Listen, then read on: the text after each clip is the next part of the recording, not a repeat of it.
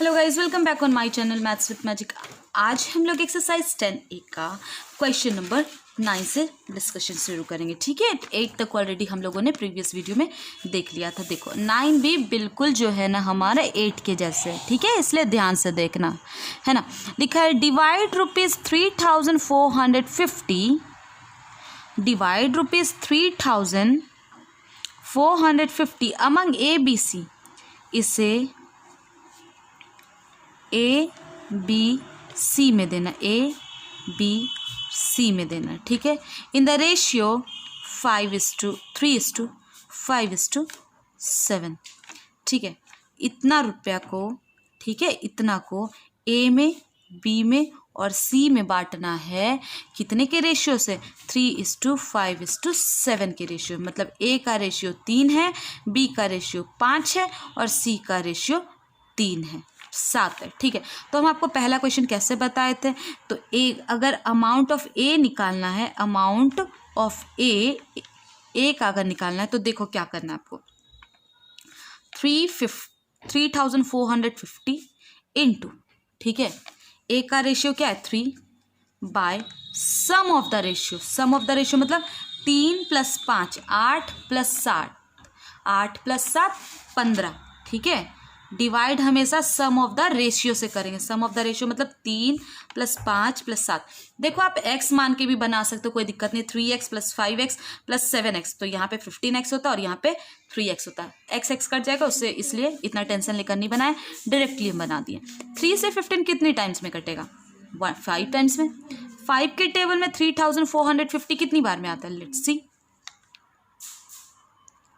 5 के टेबल में 30 आता है 6 बार में, है ना। यहाँ पे 4 और यहाँ पे 5, ये कितनी बारी में आता है? 9 टाइम्स में, है ना।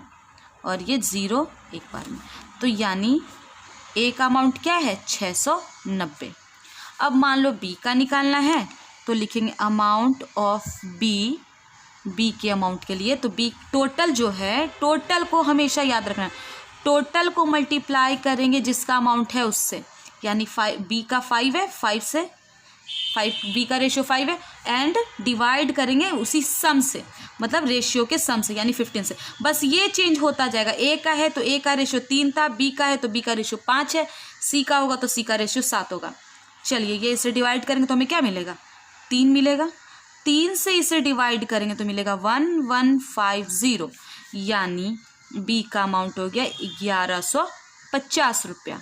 अब देखो अमाउंट ऑफ सी निकालना है अगर आपको, ठीक है, तो आप दो तरीके से, या तो इसी तरीके से कि 3,450 को मल्टीप्लाई करेंगे 7, क्योंकि 7 सी का रेशियो, और डिवाइड करेंगे 15 से, या टोटल जो अमाउंट है, ठीक है ना, यानी 3,450 में से माइनस करेंगे ए और बी का सम करके 690 + 1150 को, ठीक है। तो जो आएगा वो सी का अमाउंट हो जाएगा, है ना।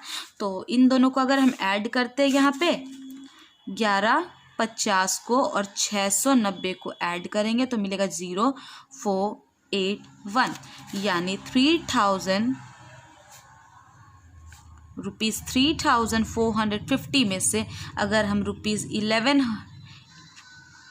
₹1840 माइनस करेंगे तो वी विल गेट, जो मिलेगा आप माइनस करके लिख सकते हो, इतना तो बताने की ज़रूरत है नहीं, है ना। माइनस करके आप लिख दोगे, वो होगा सी का अमाउंट। या तो इस तरीके से या तो इसी तरीके से, बस यहाँ पे 7 हो जाता सी के लिए। चलिए अब देखते हैं नेक्स्ट क्वेश्चन, जो कि हमारा है 10 नंबर। लिखा है 10 नंबर, ध्यान से देखो क्या लिखा है। 2 numbers are in the ratio, है ना, 11:12। 2 नंबर है जो कि रेशियो में है 11:12, and there sum is 460, okay. उन दोनों को, मतलब ये जो नंबर्स जो रेशियो में है ना, इनका जो मेन मतलब रियल वैल्यू जो था, ये तो रेशियो में दिया, तो इसका जो रियल वैल्यू था ना, उन दोनों का सम क्या था? 460 था, ठीक है। Find the numbers. तो हम देखो क्या करेंगे, जो रेशियो में नंबर दिया उसे हम एक्स में मान सकते हैं। Let the numbers be 11x and 12x।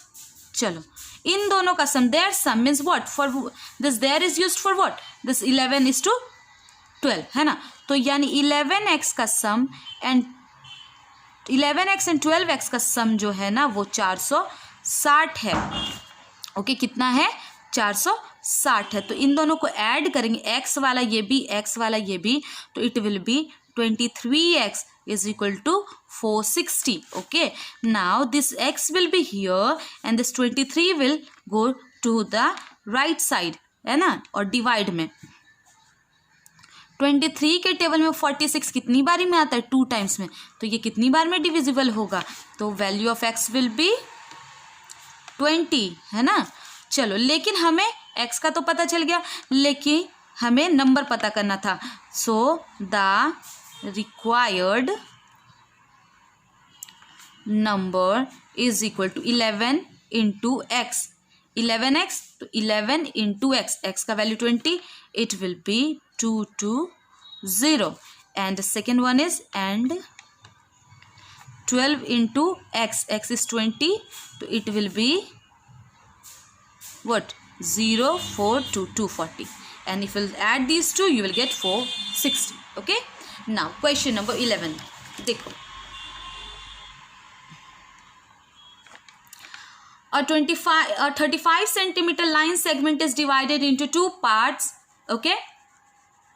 एक 35 सेंटीमीटर का एक लाइन सेगमेंट था, ठीक है, जिसे कि बांटा गया 4:3 के रेशियो में। इससे 2 पार्ट में बांटा गया, कितने में? 4:3 के रेशियो में। तो find the length of each part, यानी दोनों ही पार्ट का लेंथ पता करना है। तो हम क्या लिख सकते हैं? Let the broken parts be 4:3, तो 4x एंड 3x मान सकते हैं क्या? Let the broken part be 4x and 3x मान लिया।